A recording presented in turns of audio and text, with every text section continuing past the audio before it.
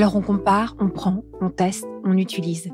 Puis on jette, on remplace et on amasse. Pas seulement les choses, les personnes aussi. Nos relations amoureuses et sexuelles sont à l'image de la société de consommation dans laquelle nous avons grandi. Pourtant, nous voulons être aimés. Être aimés durablement, être aimés pour ce que nous sommes. C'est notre désir le plus profond. Alors pourquoi y renoncer puisque c'est possible de le réaliser? Je suis Thérèse, la cofondatrice de SEM, et vous écoutez Love Care, le podcast de l'amour durable. Elle aime ses enfants, son mari, le chocolat. Elle aime la glaire cervicale. Elle aime les femmes, les barbecues l'été, le côte rôti, le houmous, le no-bra aussi. Elle aime allaiter. Bonjour Lorraine. Bonjour Thérèse. Je suis ravie de te rencontrer. Merci, moi et aussi. Je tenais vraiment à te rencontrer parce que je voulais te remercier. Te remercier pour ton travail magnifique que tu fais surtout en ligne. Tu as créé une plateforme qui s'appelle Émancipée et tu informes les femmes et les hommes sur tout ce qui concerne le cycle féminin. C'est bien ça? C'est ça, tout à fait. Et cette proposition, cette information, elle me semble tellement nécessaire à notre époque. Alors, peut-être pour te présenter, est-ce que tu peux nous expliquer comment est-ce que tu es arrivé à passer ton temps, tes journées, à parler du cycle féminin? D'où t'es venue cette passion pour le corps féminin?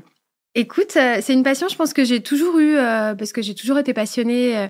J'ai un grand frère, tu vois, le jour de son mariage, je repensais à ça l'autre jour. Sa femme a fait un discours en disant, en me remerciant pour dire qu'elle avait jamais rencontré un homme qui connaissait aussi bien les femmes et qui savait aussi bien parler des règles.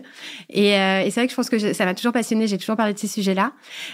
Après, c'était pas ma voie sur laquelle j'étais prédestinée, puisque moi, j'ai fait des études, j'ai fait Sciences Po Paris, j'ai été avocate, j'ai travaillé en entreprise, en direction juridique, en affaires publiques aussi. Donc, c'était pas, voilà, il y a une petite dizaine d'années où j'ai fait des choses qui n'avaient rien à voir, mais en ayant toujours cette passion-là en parallèle, et puis en étant toujours, voilà, la fille qui dénote un peu parce qu'elle mange plus sain que les autres au bureau pendant que tout le monde se fait des nocturnes pizza. Moi, j'essayais d'amener des plats un peu plus équilibrés. Voilà, j'ai toujours fait attention à ma santé. Et ça te vient de ta famille? T'avais des parents Ouais, j'ai une maman qui est très... T'avais initié à tout ça? Exactement, qui est très bio, méo, tu vois.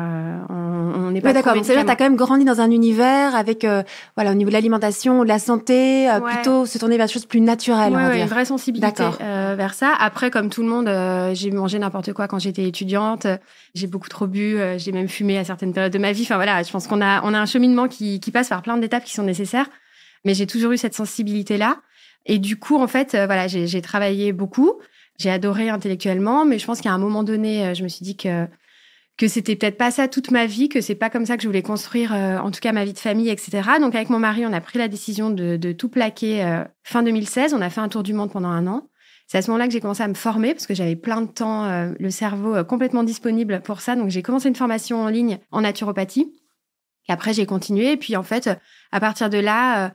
Quand on est rentré, j'ai repris un job dans le juridique parce que c'était nécessaire à ce moment-là, mais j'ai continué plein de formations. Je me suis formée en méthode d'observation du cycle, donc la glaire cervicale que tu citais tout à l'heure, j'imagine, dont on va reparler, mais voilà, pour apprendre à décrypter la fertilité, les périodes de fertilité d'une femme. Attends, je t'arrête, mais pourquoi tu as voulu te former pour apprendre cette observation-là? Qu'est-ce qui s'est passé Alors, parce que déjà, je pratiquais, moi, oui. En autodidacte, c'est-à-dire que assez vite, j'ai arrêté la pilule, alors même que j'avais pas du tout de désir de grossesse, mais parce que éthiquement parlant, ça me gênait de prendre ce médicament-là. En plus, j'ai eu une maladie de la thyroïde qui est assez courante, mais j'avais un traitement pour la thyroïde qu'on m'a présenté comme à vie, un traitement hormonal. Donc, je me disais, je vais pas me prendre une double dose d'hormones toute ma vie. Donc je m'étais formée en autodidacte en méthode d'observation du cycle que je pratiquais très bien. Mais c'est vrai que ça m'intéressait d'aller plus loin, d'avoir des outils pour être capable de l'enseigner.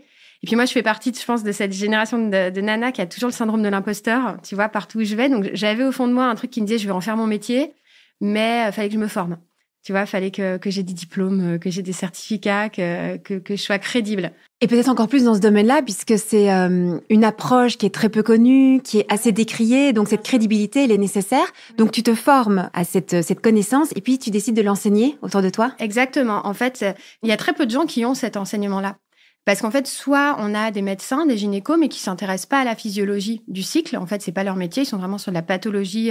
Et par exemple, je parle souvent avec des sages-femmes. Elles apprennent pas, ou très lacunairement, le cycle menstruel dans leurs études, ce qui paraît assez dingue. Et du coup, les gens qui avaient cette connaissance-là, c'était soit les milieux très cathos, parce que ce sont eux qui ont développé en fait toutes les études et qui ont fait toute la recherche autour de la glaire cervicale, la température aussi, mais voilà, qui ont trouvé en fait toutes les corrélations entre les indices que le corps renvoie et la fertilité. Ou après une approche assez que moi je qualifie toujours un peu d'ésotérique, mais très centrée sur le féminin sacré, sur des femmes qui transmettent ça entre femmes, etc. Ce que je trouve merveilleux, et j'ai été formée aussi par des personnes comme ça, mais du coup qui étaient peut-être pas accessibles ou qui ne parlaient pas forcément à tout le monde. Et du coup voilà, moi j'étais un peu au milieu de tout ça, entre d'un côté des médecins que je respecte énormément, mais qui n'avaient pas forcément cet enseignement-là dans leur pratique, un milieu très à la pointe, mais très catho et du coup pas forcément accessible à tout le monde, et puis une approche très féminine et pas branchée sur le couple. Or moi, je pars du principe qu'à partir du moment où on veut avoir une approche, en tout cas quand on est dans une logique soit de contraception, soit de conception, c'est quand même qu'il y a un homme quelque part, puisqu'on veut éviter une grossesse ou favoriser une grossesse. Après, il y a tout un pan aussi qui est fait pour mieux se connaître soi et accompagner son corps, se reconnecter à son corps, etc., qui est exceptionnel. Mais voilà, du coup, moi, je naviguais au milieu de tout ça et j'ai fait ma petite popote, j'ai fait plein de formations, j'ai avancé tranquillement jusqu'à trouver un peu ma façon d'aborder les choses, mon ton aussi, assez décomplexé, mais très rigoureux. Très drôle, vous verrez sur sa plateforme. Ouais. Tu utilises beaucoup l'humour et c'est nécessaire quand même pour parler de ce sujet-là qui est très intime et un peu tabou. Ça peut vite être imbitable aussi quand on rentre dans des études scientifiques, on comprend rien. Donc j'essaye de rendre les choses parlantes et rigolotes. Et du coup, voilà, je me suis positionnée là au milieu, mais en fait, tout s'est fait assez progressivement. J'ai pris tout l'enseignement que je pouvais à droite à gauche et j'en ai fait mon petit schmilblick. Et souvent, on me demande quelle formation je dois faire, Lorraine, si je veux faire comme toi. Et j'ai pas trop de réponses parce qu'il n'y a pas de formation. C'est pas comme quand tu vas être pharmacien, tu fais pharma. Là, il n'y a pas une formation vraiment dédiée au cycle menstruel. Il faut se former en méthode d'observation du cycle, en naturopathie, en restauration de la fertilité. Je fais une formation en ce moment là-dessus à la fac de Lyon. Il y a plein de choses qu'on peut faire, mais il n'y a pas, une fiche de formation qui corresponde exactement. Peut-être que ça peut faire partie d'un de tes projets, un jour, monter une école de formation. J'adore. Ouais. Et avant de peut-être aller vers ce projet-là, est-ce que on pourrait revenir sur ta connaissance donc de ce cycle? Tu dis qu'au départ, tu as pris aussi la contraception pendant certaines années. Tu découvres qu'en fait, c'est possible d'avoir une alternative naturelle. Alors, moi, ce qui m'intéresserait de savoir, c'est comment, dans la vie d'une femme, de découvrir qu'elle est capable de pouvoir se connaître. Je dis ça parce que moi, j'ai reçu cet enseignement par ma mère, dans ma famille, donc j'ai toujours grandi avec cette connaissance du cycle. J'ai toujours fait que ça, observer mon cycle pour maîtriser ma fécondité. Donc, j'ai pas eu cet avant-après. C'était comment pour toi, ces découvertes? Est-ce que tu peux m'en dire plus? Ouais, moi, je trouve que c'est de l'ordre de la révélation. Tu vois, pas la révélation divine, mais vraiment, parce qu'en fait, tu te rends compte que pendant des années, tu avais sous le nez des choses que tu ne voyais pas, ou que tu ne voulais pas voir, ou de voir dont tu avais honte. Parce qu'en fait, pour rentrer peut-être plus précisément dans ce sujet de la glaire cervicale, qui est en fait l'indice de fertilité par excellence, beaucoup de femmes voient ces pertes qu'elles appellent des pertes blanches, et elles font pas du tout le lien. Pour elles, c'est très aléatoire. C'est, tiens, parfois j'en ai, parfois j'en ai pas. Aujourd'hui, j'en avais beaucoup quand même. Mince, je dois avoir un problème, tu vois. Et en fait, le jour où tu connectes tous les liens, et tu te rends compte qu'en fait, cette glaire cervicale, elle est pas là pour rien, elle est là à un certain moment, elle évolue en qualité juste avant l'ovulation. Tout ça, en fait, c'est comme si d'un coup, tu étais touché par la grâce de Dieu et tu disais, mais en fait, ça fait 15 ans que je vois ce truc et que ça me parlait pas. Et moi, parfois, aujourd'hui, tu vois, je rentre dans les détails de ma vie intime, mais je vais aux toilettes en pleine période d'ovulation, je vois ce truc, quand je m'essuie, tu sens une sensation qui est différente et je me dis, mais comment je ne sentais pas ça? Tu vois, comment je passais à côté. Attends, mais le comment, est-ce que c'est pas aussi parce que il faut savoir que la contraception hormonale vient modifier notre glaire cervicale? Évidemment, bien sûr. Donc, si on utilise n'importe quel produit de contraception à base d'hormones de synthèse, on n'en a pas. Eh bien, voilà, on n'en a pas. Donc, peut-être que toutes celles qui utilisent un moyen de contraception, on parle de glaire cervicale aujourd'hui, elles ne voient pas très bien de quoi il s'agit, parce que, voilà, ça agit. Et pourquoi ça agit? Parce que cette glaire cervicale, en fait, elle est nécessaire pour permettre la fécondation. Exactement. En fait, elle est produite sous l'effet des œstrogènes juste avant l'ovulation. Donc, il faut ovuler pour produire de la glaire cervicale. Et comme tu le dis très bien, avec une contraception hormonale, on n'ovule plus. Le cycle est mis en repos. Et en fait, elle est pas là juste pour nous dire t'es fertile ou t'es pas fertile. Elle a un intérêt, c'est que sans elle, un spermatozoïde qui arrive dans un vagin, c'est une zone très acide, le vagin, pour nous protéger contre les agents pathogènes. Et un spermatozoïde, il survit quelques minutes, même pas. Sauf en présence de glaire cervicale, qui a un pH acide basique, et qui est là pour les préserver, les maintenir en vie jusqu'à 5 jours. Donc c'est vraiment un Sherpa de spermatozoïdes, tu vois. Et sans elle, un spermatozoïde ne peut pas jamais remonter jusqu'à un ovule. Donc elle est très nécessaire. Mais effectivement, souvent, on passe à côté parce que pendant des années déjà, on l'éteint.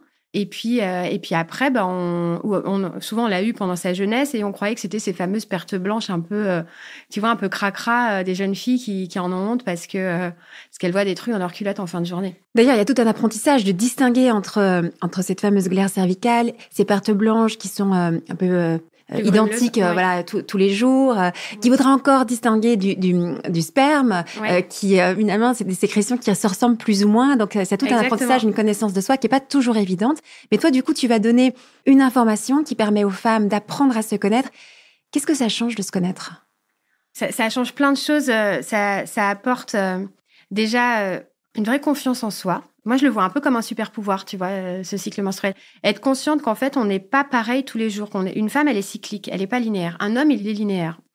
Lundi, mardi, mercredi, il est pareil. Attends, je t'arrête parce que tu es en train de dire une femme, c'est cyclique, un homme, c'est linéaire, ça donne un super pouvoir. En général, on a l'impression que c'est quelque chose de négatif, le fait qu'on soit cyclique. Ouais. Et là, tu es en train de dire que c'est un super pouvoir. Est-ce que tu peux nous en dire plus ? Ouais. En fait, justement, moi, j'essaye de faire comprendre aux femmes qu'il faut sortir du prisme de « j'ai mes règles, c'est un mal nécessaire, on est des femmes ». Il y a une inégalité de base et voilà. En fait, j'ai mes règles parce que j'ovule, parce que du coup, j'ai des fluctuations hormonales qui m'apportent une force énorme dans ma personnalité, dans ma sensibilité, dans ma confiance en moi, etc. Et en fait, une femme, quand elle est en période ovulatoire, par exemple, les œstrogènes qui sont très forts sont des hormones qui, certes, agissent au niveau des ovaires pour permettre la maturation d'un follicule. Mais en fait, on a des récepteurs aux œstrogènes partout. Dans les cheveux, dans la peau, à plein d'endroits. Et du coup, ça a plein d'effets sur nous, sur notre corps et aussi sur nos émotions. Et ça nous rend beaucoup plus dans l'empathie, beaucoup plus ouvertes aux autres, beaucoup plus confiantes, etc. Et à contrario, en fin de cycle, quand on a une chute hormonale qui précède les règles, voire quand on est sous l'influence de la progestérone en deuxième partie de cycle, c'est une hormone qui invite beaucoup plus au repli sur soi, à l'hibernation, mais aussi à la lucidité, tu vois, qui nous rend plus lucides. Moi, j'explique souvent aux femmes que si elles ont des décisions importantes à prendre, il faut qu'elles les prennent pendant leurs règles, parce que c'est le moment où on est le plus lucide, on n'est pas soumise à l'influence d'une hormone. Et en fait, quand on est conscient de tout ça, en fait, ouais, c'est un super pouvoir, parce qu'en fait, on sait quelles sont nos forces, quels sont nos atouts à certains moments, quels sont nos handicaps. J'ai même pas envie de le voir comme ça, parce que je considère pas que ce soit vraiment des handicaps à certains moments, mais en tout cas, quand est-ce qu'il faut plus focuser sur certaines choses et pas d'autres. Et après... Tu vois, ça, c'est dans le rapport à toi. Et puis, moi, je vois aussi un grand intérêt dans le rapport à l'autre, et notamment dans le couple. Qu'est-ce que ça change dans un couple ? Une femme qui se connaît, qui connaît bien sa fertilité, son cycle, qui a du coup gagné en confiance en elle parce qu'elle se connaît et qu'elle vit son corps, on va dire, en conscience, en connaissance d'elle-même. Ça change quoi dans la relation à l'autre, selon toi, ce que tu observes ? Pour moi, ça apporte vraiment de la bienveillance. C'est-à-dire que pendant des années, moi, par exemple, mon mari, il me dit des trucs genre « tu vas avoir tes règles, là, t'es chiante ». Et c'était sorti de nulle part, sans aucun fondement. Quand après, en fait, un jour, je lui ai expliqué, quand moi, j'ai compris comment je fonctionnais et que je lui ai expliqué qu'en réalité, ces vagues hormonales, elles me submergeaient, en fait. C'était pas par envie d'être méchante ou d'être triste ou quoi que ce soit, mais qu'en fait, à certains moments de mon cycle, c'était compliqué. Et je prenais toujours des exemples. Je disais, tu vois, par exemple, toi, quand t'as très, très, très faim, t'as une hormone qui crie dans ton corps que t'as très faim. Ou quand t'as très sommeil, que tu t'endors le soir quand on regarde un film, c'est que ta mélatonine, elle est au taquet et que t'as très sommeil. Ou quand t'as une érection le matin, tu peux pas la contrôler. Pareil, c'est ta testostérone qui a un pic le matin. Et moi, en fait, il y a des moments où mes hormones, elles me prennent aussi comme une vague et je peux pas lutter. Comme toi, tu peux pas lutter contre ton érection matinale. Et je suis désolée. Dans ces moments-là, je suis triste. Dans ces moments-là, j'ai pas envie de te parler. T'as tous les torts du monde. Et c'est comme ça. Et en fait, je pense qu'il a vraiment compris. Il a pas juste balancé elle va avoir ses règles qui sont une espèce de phrase qui n'a aucun sens. Mais il voyait que, en fait, ok, elle est en période prémenstruelle et du coup, on se comprenait beaucoup plus. On se comprend beaucoup plus. Et ce que j'ai entendu dans ce que tu dis, c'est que c'est pas utiliser son cycle comme une sorte de prétexte en disant j'ai mes règles, donc laisse-moi comme ça. C'est juste, je vais t'expliquer ce qui se passe dans mon corps. Exactement. Et je vais te faire rentrer dans mon monde à moi et pour que tu gagnes en empathie, en compréhension. C'est pas une justification à toutes je sais pas, un caractère qui serait désagréable. C'est ça, j'entends vraiment dans ce que tu partages, cette bienveillance. Oui, c'est ça. Empathie. C'est pas de trouver une excuse facile. C'est juste de dire, en fait, n'essaye même pas, quoi. Et moi, je sais que mon mari, il y a des jours où il se lève le matin, il comprend, il dit, OK, je prends les gosses, je m'en vais, je vais me balader, reste tranquille, tu vois. Parce qu'en fait, on n'en fera rien. Et moi, je suis dit, mais merci, merci. Parce qu'en fait, effectivement, j'ai juste envie d'être tranquille là aujourd'hui, laissez-moi. Et voilà, je trouve que voilà, ça apporte de la bienveillance et on a tout à gagner à plus communiquer en fait sur notre cycle, que ce soit dans la famille, dans le couple, dans les relations aux autres, avec ses amis, même dans le monde du travail. Je suis sûre qu'on peut, on pourrait davantage utiliser ça comme une force et communiquer sur, voilà, là, je suis prête à aller faire la presse client parce que les gars, je suis en pleine ovulation, là, je donne tout. Ou au contraire, je pense que je vais faire un peu de rédac tranquille parce que voilà, je suis dans une période où je suis un peu moins ouverte aux autres. Mais par contre, mon cerveau, il tourne à 10 000, quoi. Mais ce qu'on comprend bien, une fois qu'on connaît son cycle, et avec tous les éléments que tu nous donnes aussi, c'est que mon corps, c'est pas une chose extérieure à moi. Mon corps, c'est moi aussi. Je vis dans ce corps. Et donc, ça a une influence sur ma façon d'être en relation. Donc, plus je connais mon corps, mieux j'améliore ma relation aux autres. Exactement. Et puis, tu dis cette communication, d'apprendre à parler de son corps, de ce qu'on vit à l'autre pour qu'il puisse nous rejoindre. Exactement. Pour qu'il puisse nous rejoindre. Ouais. Ouais, donc, dans la relation, c'est vraiment si nécessaire. Ouais, ne pas en faire un tabou, mais en faire juste une réalité sur laquelle on peut communiquer. Et alors, parce que du coup, à la fois, il y a la relation, la communication, et tu as intitulé, tu as nommé ta plateforme Émancipée. Est-ce que tu peux nous dire pourquoi tu viens avec cette notion d'émancipation par cette connaissance, cette prise de conscience, cette communication? En quoi c'est un vecteur d'émancipation? Moi, tu vois, on parle souvent de la pilule qui est la plus grande victoire féministe des dernières années. Et moi, ce que j'explique, c'est qu'aujourd'hui, en fait, vouloir ne plus bloquer son cycle avec des hormones et au contraire vivre sa cyclicité pleinement, c'est un acte hyper féministe aussi et c'est un acte émancipateur où, en fait, on sort un petit peu de ce cadre qu'on n'a pas forcément choisi, mais qui s'est imposé à nous parce que, en fait, c'était la seule alternative qu'on avait en tête. Et d'oser s'affranchir de tout ça, d'oser... Donc ça, c'est pour l'aspect contraception. Plus globalement, dans la vie de tous les jours, voilà, oser s'émanciper un petit peu de ces croyances qu'une femme doit être comme ça tout le temps, qu'on devrait être au top tout le temps et se dire, non, en fait, je m'accepte avec mes fluctuations. Dans les parcours de fertilité aussi, moi, j'accompagne énormément de couples en désir de grossesse et j'en ai plein qui sont en PMA, mais j'essaye de leur faire comprendre qu'en fait, c'est pas parce qu'on est en PMA qu'on donne les clés de son corps à une équipe de médecins, mais qu'on peut rester justement informé, émancipé, confiant, acteur dans ces parcours-là et mettre en place plein de choses pour comprendre ce qui se passe et ne pas se sentir complètement ballotté et donner son destin en fait à quelqu'un d'autre. J'aurais même envie de rajouter ballotté et infantilisé. Bien sûr, ouais. Parce que quand on ne connaît pas, on est comme un enfant qui ne connaît pas et on remet tout le pouvoir à l'autre qui est censé connaître. Ouais. Et là, cette connaissance qu'on peut apprendre de soi, elle nous permet de nous positionner vis-à-vis des autres comme un adulte, qui est responsable de sa santé, mais qui va collaborer avec d'autres pour l'améliorer. Ouais, et dans le rapport à l'autre, et puis dans la façon dont tu vis les choses. Moi, j'ai plein de nanas, tu vois, qui ont pris... alors, elles connaissent tous les noms de tous les traitements, le Vitrel, le Progestan, le Provamès, etc. Donc, elles sont incollables, elles sont meilleures qu'un pharmacien, tu vois, sur les médicaments, les traitements de stimulation hormonale. Mais elles sont pas du tout conscientes de à quoi... qu'est-ce que ça fait dans leur corps, qu'est-ce que ça active. Et quand tu leur expliques le cycle et que tu leur dis, en fait, l'Ovitrel, tu le prends à tel moment parce que c'est ce qui déclenche ton ovulation. Le Progestan, tu le prends à tel moment parce que c'est pour soutenir ton endomètre après l'ovulation, etc. Et que d'un coup, elles font ces connexions, et leur traitement, elles le prennent pas du tout de la même façon. Tu vois, elles sont hyper conscientes, elles se disent, ah ouais, là, vraiment, j'agis là-dessus. Et puis après, tu as plein d'autres choses que tu peux mettre en parallèle pour aider encore plus à optimiser ton corps. Ça, c'est ce que je fais en naturo, mais ouais, la connaissance, elle change le prisme, vraiment. La connaissance, elle change le prisme, comme tu dis. Elle permet donc une certaine émancipation, une vraie liberté. Ça peut être un symbole de libération pour les femmes, cette connaissance. Et elle est rarement vue comme ça. On a l'impression que c'est une contrainte de connaître son corps. Il y a beaucoup de femmes, moi, que j'ai rencontrées, qui me disent « ça me dégoûte un peu, mon corps, j'aime pas trop m'observer ». Alors du coup, qui vont plutôt déléguer cette responsabilité auprès de certaines machines, mais comme ça, on dit c'est feu vert ou feu rouge, mais pas trop s'intéresser à son cycle. Ouais. Est-ce que tu as pu faire cette observation aussi, qu'il y a certaines femmes qui n'aiment pas ça, apprendre à se connaître? Ouais, ça a un côté un petit peu... surtout quand la glaire cervicale, tu vois, à première vue, tu dis « oh là là, Berk, c'est quoi ce truc ?» Et moi, j'adore montrer des photos, tu vois, ou montrer des photos de col de l'utérus. C'est magique. Et il faut passer cette espèce de gêne qu'on a. Qui vient d'où, tu crois? Parce qu'on n'est pas à l'aise. On regarde pas. Aucune femme ne regarde sa vulve dans un miroir. Le col de ton utérus. Je sais que je parlais avec une sage-femme l'autre jour qui me disait, moi, quand je mets un spéculum à une femme, je lui propose de mettre un miroir pour qu'elle voie son col de l'utérus. Parce que c'est une partie du corps qu'en fait, elle n'a jamais vu. Alors, plein de médecins ont déjà vu. Des gens connaissent mieux ton corps que toi-même.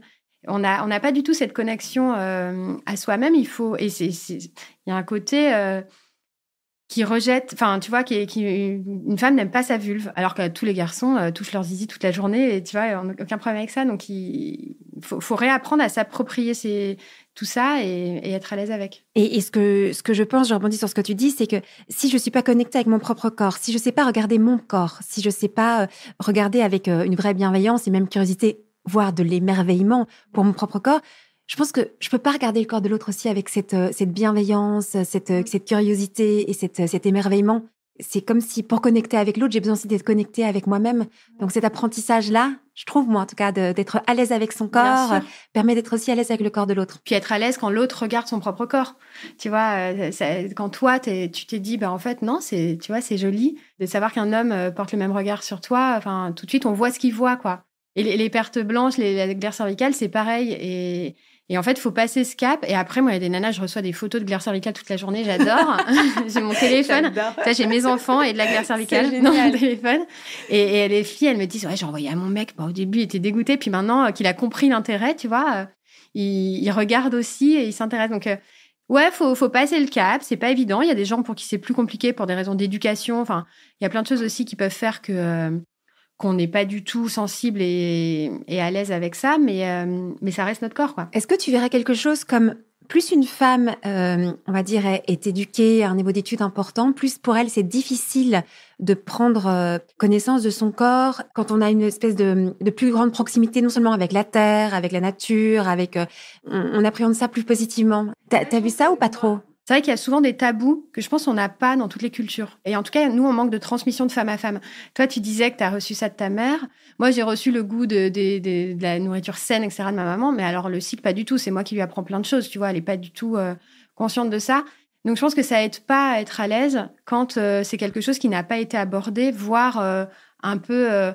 j'ai souvent des femmes avec qui je parle qui me disent... ma mère me dit, mets-moi vite cette culotte au sale, tu vois. Elle est toute cracra. Donc, d'un coup, quand on a eu ça, comment derrière, tu veux arriver à changer complètement de mindset pour te dire, non seulement c'est pas ça, mais en plus, c'est puissant. C'est un vrai outil. Parce qu'en fait, c'est un signe de bonne santé d'avoir de la glaire cervicale. Où il y a pas longtemps, j'ai vu sur Instagram une naturo, je sais pas quoi, qui expliquait comment se débarrasser de ces pertes blanches. Enfin, j'ai envoyé un mail à la nana, je dis, mais dis pas ça. Tu te rends compte, en fait, t'as pas compris. C'est pas du tout... Et au contraire, c'est merveilleux. C'est un signe de bonne santé. C'est un signe que ton corps ovule. Il faut pas le représenter comme quelque chose dont il faut se débarrasser.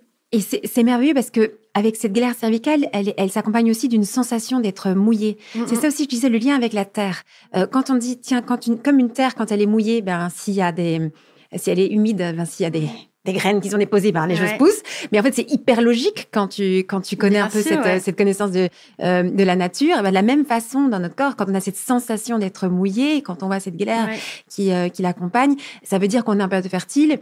Quand on est sèche et que rien ne peut pousser sur une terre sèche. Et ce que je dis avec une espèce un langage très simple, il y a beaucoup de personnes qui le comprennent de façon intuitive parce qu'ils sont connectés ou elles sont connectées à la terre. Et puis celles qui sont, moi j'aime bien dire les femmes élevées hors sol, quoi. Elles sont déconnectées de la nature, ont plus de difficultés à comprendre ce cycle des saisons qui se rejoue en fait dans notre corps, quoi.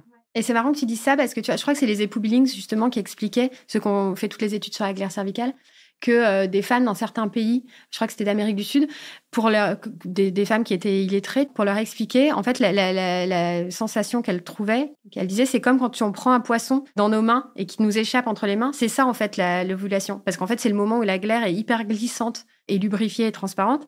Et en fait, si tu veux, à des femmes hyper instruites, tu leur expliques ça et tout de suite, elles comprennent. Il n'y a pas besoin de rentrer dans des espèces d'explications très scientifiques. Ouais, c'est la sensation comme quand j'attrape un poisson qui me glisse entre les mains. C'est ça que j'ai... sur la vulve, au moment où je suis hyper fertile, ce fluide très, très lubrifié qui est là pour conserver, tu vois, ces spermatozoïdes en vie. Donc oui, on peut avoir des rapports beaucoup plus terre à terre. Je pense aussi à une chose, tu parlais de la transmission de femme à femme qui ne se fait pas, depuis des années et des années. La majorité, effectivement, des femmes n'ont pas reçu cette transmission de leur mère, mais celles qui nous écoutent et celles et ceux qui nous écoutent sont peut-être aussi parents d'enfants. Comment est-ce qu'on transmet ça à son enfant? Est-ce que tu aurais un conseil, toi, à donner? Moi, en tout cas, mon approche à moi, c'est de rendre ça très naturel tout de suite. J'ai une petite fille qui a 3 ans et demi, elle sait ce que c'est les règles. Alors, elle en parle, enfin, tu vois, elle sait que maman, à certains moments, il y a du sang et que, enfin, je lui explique avec des mots très simples. L'idée, c'est juste que ça fasse partie de sa réalité et qu'il n'y ait pas un jour. Moi, le jour où j'ai eu mes règles, si tu veux, ça a été un tsunami. Je savais même pas ce que c'était. Je les ai eu tôt. Donc, voilà. Moi, j'aimerais que déjà, ce soit quelque chose qui fasse partie de sa réalité. Et voilà. Et après, je pense que très vite, il faut parler. Il y a des gens qui ont des initiatives super dans les collèges pour aller expliquer justement la glaire cervicale aux petites filles, parce que c'est à ce moment-là qu'elle apparaît vers 10, 11, 12 ans. Justement, elle précède les premières règles puisqu'on commence à préparer des ovulations avant. Et ouais, moi, je tiens beaucoup, j'adorerais, tu vois, aller plus pardon, sur les sujets d'éducation auprès des jeunes filles, parce qu'il y a tout un truc à faire pour que tout ça fasse partie de leur quotidien et qu'il n'y ait pas de dégoût, de gêne ou quoi. Donc, il y a plein d'éducation à faire, mais je pense que déjà en parler au sein de la famille très tôt, c'est la base de tout. Et derrière, après, on approfondit quand on devient concerné. Moi, parler à ma fille de perte blanche aujourd'hui, je pense que tu vois, elle en a rien à faire. Par contre, de savoir que maman, elle a des fluctuations et elle a des moments où elle saigne, au moins c'est intégré. Et c'est vrai qu'on peut utiliser un langage très simple, quoi. Le petit nid qui se prépare pour accueillir un petit bébé, mais s'il a servi à rien, voilà, il se détache. Il y a un langage imagé qu'on peut utiliser pour les tout petits. Mais donc, ce que j'entends dans ta proposition, c'est de faire en sorte que cette réalité féminine, cette réalité de notre corps féminin, elle soit intégrée dans nos vies et qu'elle fasse partie du quotidien, quoi. C'est pas quelque chose qui soit caché, qui soit à part, qui soit tabou. Et ça commence très tôt. Ouais, et tu vois, je parle des filles, mais c'est très important pour moi d'intégrer les garçons aussi. J'ai un petit garçon, mais lui, il a 1 an et demi, donc on est un peu tôt. Mais pour le coup, tu te parlais de mon frère qui connaît les femmes par cœur, il est impressionnant.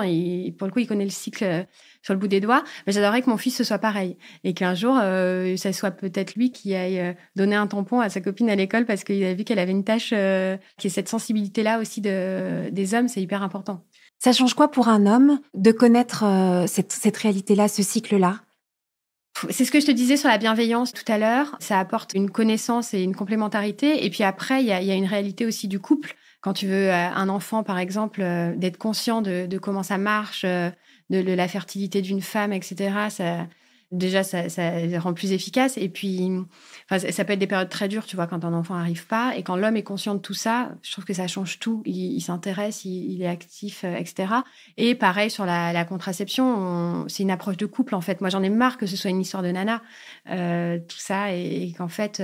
ou alors, ce soit très clivant. C'est soit... en gros, c'est soit la pilule, soit le slip chauffant. Non, en fait, il y a pas besoin que quelqu'un fasse l'acte de ce contracepter. Justement, on peut aussi avoir une approche de couple, de connaissances communes du cycle féminin qui permettent d'avoir une sexualité à deux qui s'adapte et qui fasse que personne en fait ne se brime, personne ne s'éteint, personne ne se coupe quoi que ce soit, mais juste les deux s'adaptent au cycle de la femme. Mais c'est la meilleure nouvelle du monde, ça. Ouais. Donc c'est important, mais c'est là qu'il y a quelque chose de révolutionnaire dans cette approche que toi tu répands largement avec toute ta finesse, ta joie de vivre, ta sensibilité, ton intelligence. C'est vraiment extra ce que tu proposes, mais parce qu'il y a un message révolutionnaire. C'est possible ensemble, femmes et hommes, de coopérer, de collaborer ensemble pour pouvoir maîtriser sa fécondité. C'est pas l'un ou l'autre. Et donc, ça va profondément changer la façon d'être en relation. Bien sûr, et exactement. Et puis surtout, moi, j'insiste sur le fait que c'est pas un truc de grand-mère, c'est pas un truc de fous qui vont tomber enceinte par accident au bout de 3 mois. C'est des choses il y a des gros amalgames qui sont faits entre les vieilles méthodes, la méthode Ogino, la méthode des températures de nos grands-mères, et ce qui existe aujourd'hui, ce qu'on appelle la symptothermie, qui croise plusieurs indices, etc. Et quand on est formé, c'est extrêmement fiable, c'est très précis et on ne prend pas de risques. Enfin, moi, je pratique ça depuis des années, j'ai eu aucune grossesse surprise, et évidemment, et je suis loin d'être la seule. Donc voilà, faut aussi se dire, c'est à la fois révolutionnaire, c'est pas perché non plus. En fait, c'est juste qu'il faut acquérir une connaissance, faire la démarche d'être un peu rigoureux, parce que par contre, il faut l'être, et ensuite adapter sa sexualité en conséquence. Mais c'est pas un truc, c'est pas un poids énorme ou c'est pas une roulette russe, tu vois. C'est juste en fait un moyen de contraception comme un autre. Tu partages plein de choses essentielles. On parlerait pendant des heures. Est-ce qu'il y aurait une chose sur laquelle tu pourrais revenir, que tu as découverte ces dernières années et tu t'es dit, j'aurais tellement voulu le savoir plus tôt. Et maintenant, tu voudrais le transmettre à toutes celles et ceux qui nous écoutent aujourd'hui? Ouais, j'ai peur de me répéter, mais je pense que c'est vraiment ça. C'est en fait de comprendre que dans le cycle d'une femme, il y a rien de honteux, il y a rien de sale. Et voilà, et d'arriver à reprendre confiance et en se disant, bah non, en fait, c'est une super bonne nouvelle. C'est que mon corps ovule, c'est que mon corps est fertile, c'est que mon corps est capable de porter la vie. Alors peut-être pas aujourd'hui, mais par contre, il sait le faire. Et d'arriver à vriller un petit peu son point de vue et à arrêter de voir tous ces trucs comme oh là là, et de se dire merde, en fait on a une force, les femmes qu'ont pas les hommes. Un homme c'est linéaire, tu vois, un homme c'est toujours pareil, à part justement avec le petit pic de testostérone le matin, mais sinon ils sont toujours pareils. Alors qu'une femme, c'est hyper fort, en fait. C'est ces fluctuations qu'on vit, c'est cette vie qu'on crée tous les mois. Tu vois, on crée un ovule tous les mois. Enfin, on crée, il est déjà là, mais on le fait maturer. Et d'arriver vraiment à se dire, en fait, c'est beau, c'est fort. Et c'est pas, Ève, elle a merdé, tu vois, à un moment donné, et on se retrouve avec des règles, alors que Adam, lui, il a bien géré et il n'en a pas. C'est pas ça. C'est waouh, moi, je suis une femme, tous les mois, je crée quelque chose. Et c'est magique. Si tu dis c'est magique, on sent tout l'émerveillement. Oui. Ça suscite un mouvement d'émerveillement, d'apprendre à se connaître, à découvrir. Oui. Et cet émerveillement permet aussi de se respecter soi, respecter son propre corps et de se faire respecter par l'autre. Je pense que tu l'as dit tout à l'heure, je le souligne, c'est comment est-ce que dans la relation à l'autre, le fait de me respecter va inviter la personne avec qui je partage ma vie à respecter aussi mon corps dans toute son intégrité, dans toute sa richesse, sans jugement, sans condamnation. Ouais. Tu as parlé aussi d'enlever cette honte qu'on peut avoir aussi par rapport au cycle. Ouais. Et ça change la vie. Oui, je suis d'accord. Merci Lorraine, en tout cas, pour ce partage. Bravo encore pour ce que tu fais. On va te suivre sur ton compte Insta en particulier. Ouais, sur ton site aussi. Je communique le plus sur mon site aussi, mais au quotidien, c'est surtout sur Instagram. Ouais. Comment s'appelle le livre ? Le livre, il s'appelle Manuel pour une fertilité émancipée. Bon, c'est très clair. Voilà. Donc, on va continuer à se former sur ces sujets. Ouais. Ce qui est aussi très enthousiasmant, c'est qu'on vit à une époque formidable où nous avons plein de nouvelles connaissances sur la fertilité. En réalité, c'est assez avant-gardiste tout ce que tu proposes parce qu'on n'est pas du tout en train de revenir à des conseils de grand-mère. On a des nouvelles connaissances scientifiques qui s'améliorent de jour en jour. Donc, c'est très intéressant de continuer à se former, de voir qu'il y a plein de choses qui existent pour apprendre à se connaître. Et c'est ce que tu nous proposes. Donc, on va se mettre à ton école. Ouais. Merci Lorraine, merci en tout cas. Et bravo pour ce que tu fais. Merci beaucoup. Si vous désirez l'amour durable, retrouvez toutes les propositions de SEM sur notre site internet sem.co et sur nos réseaux sociaux Instagram et Facebook. Si vous êtes un professionnel du love care, rejoignez la communauté SEM. Et pour semer avec nous cette vision de l'amour, mettez un avis ou 5 étoiles sur votre plateforme d'écoute pour soutenir ce podcast. Venez signer notre manifesto et surtout, parlez de SEM autour de vous. Parlez-en à vos amis, à vos familles, à vos collègues qui ont tant besoin d'être outillés et accompagnés pour vivre leur désir le plus profond, aimer et être aimé durablement. Ensemble, nous réussirons à opérer la révolution de l'amour.